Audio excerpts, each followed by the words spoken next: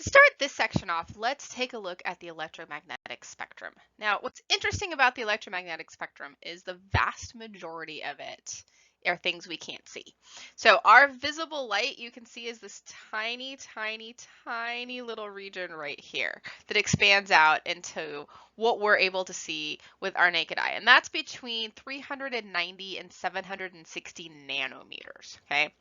So that's what we're talking about when we can see. It's just a tiny little region, okay? So 360 or 390 up to 760 nanometer wavelengths. So this symbol right here stands for wavelength. Okay, so not a whole lot of it. Now, a lot of what we're going to look at in this particular chapter, though, is this region right here, the ultraviolet region, because we're going to be looking at what happens with our UV radiation that comes from the sun. And so ultraviolet, it's right on the outside of what we can see with our naked eye, okay? So it's a more energetic energy. So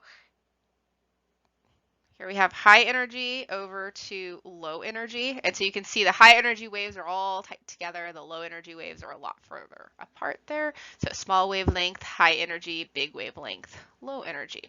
And so what we're looking at is a very small region of that, though. And so let's see here. When we look at this, just to give you an idea of the sizes of things when we think about what a nanometer is. So basically we're looking at like the size of a bacteria, and then as we get to bigger and bigger wavelengths, that's when we can start to see things like dust or pins or fingernails, etc. Okay? Now when we look at waves, all right, different wavelengths give us different colors, different amplitudes give us different brightness. So waves that are short are dimmer, okay? And then we get our brighter waves at higher amplitude, all right? And then a wavelength, we're looking at from peak to peak, or we could look at from trough to trough, but basically we've got different wavelengths. And so red light is going to be lower energy and a larger wavelength, whereas our violet light is going to be higher energy and a shorter wavelength. Okay, and so here you can see same sort of illustration there, and then higher the amplitude, the brighter they are, lower the amplitude, the dimmer they are. Okay, and then when we talk about that wavelength, we are looking at, again, the distance between identical points, so peak to peak or trough to trough. So the frequency tells us the number of peaks that pass a given point.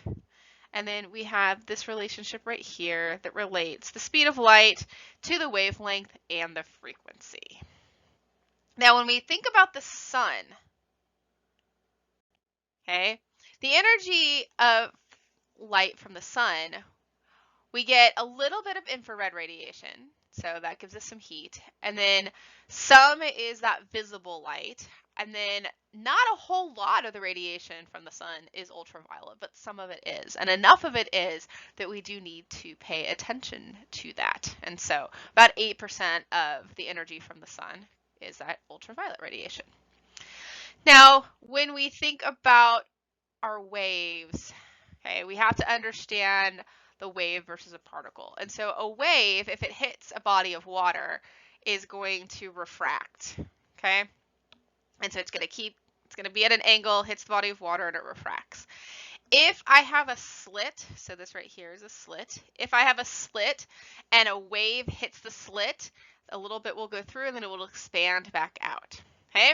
Now if I have a particle, all right, so like a pebble, when a pebble hits the water, because of drag and gravity, when it hits the water, it's not going to go at an angle and then refract like the wave does. It's going to hit the water and then it's going to drag, and so it's going to curve. If I have a slit and I have some particles going through that slit, whatever particles are hitting outside of the slit are just going to be stopped, and then whatever passes through the slit just keeps going. And so when we think about radiation, radiation actually has both wave and particle properties. So it's called the wave-particle duality. And so radiation energy is quantized. And so we've got two different pictures here. I've got a slope where the ball is rolling, and then I've got a set of stairs. So if I'm on a slope, okay, I can stop at any given point. So it doesn't really matter. I can stop anywhere I want on the slope. But on stairs, this is where quantized energy, you can picture this. Staircase, all right? Can I hover between two stairs? No, I can only go all the way up or all the way down each stair. And so that's the way our radiation is that it's quantized on these specific levels. And in fact, electrons, when they move around inside of an atom, they're on quantized energy. Only certain amount of energy, certain amount of energy. They don't hover between places, okay? So our energy is quantized.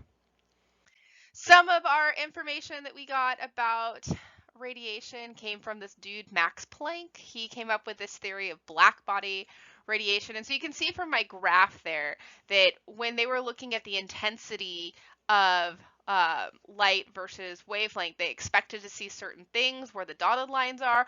But as you can see, they saw, kind of a bell curve or a little weirdo curve there. So they saw some different things. And so classical physics really wasn't able to explain this. But we do have black body radiation all around us. So when we look at our energy, we can relate our wavelength and the speed of light and that frequency to Planck's constant. And so if you have like an electric stove that has these coil burners, the colors that they turn as they heat up have to do with this black body radiation. Okay? But we're mostly concerned with that 8% of the sun radiation that reaches us that is UV radiation. So that's what we're going to focus on for the rest of this chapter, is that small part that's the ultraviolet radiation.